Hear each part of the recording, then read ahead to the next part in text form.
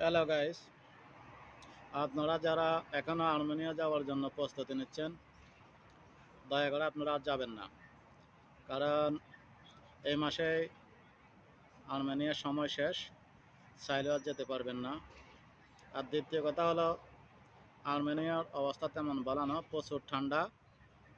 আমাদের পরিচিত দু চারজন গেছে, তারা বলতেছে ওখানে কাজ কাম তেমন নাই, প্রচুর ঠান্ডা।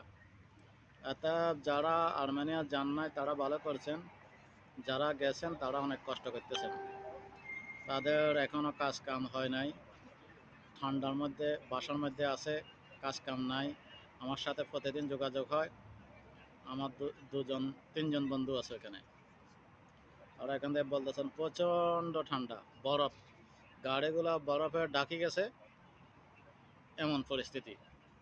বাসা থেকে বাইরে যেতে পারে না তারা, বাইরে হলে ঠান্ডা অবস্থা তাদের অনেক খারাপ।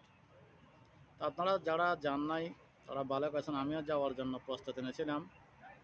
তারপর এরা যখন বললো ওখানের পরিস্থিতি ভালো না, পরে আর যাওয়ার চিন্তা বাদ দিয়ে দিলাম। ওমানে আছি, ওইটাই ভালো। তো যারা ওমানে আছেন বা কাতার, সৌদি আরব আছেন, ওইখানে থাকেন, আর যাওয়ার চেষ্টা করবেন না।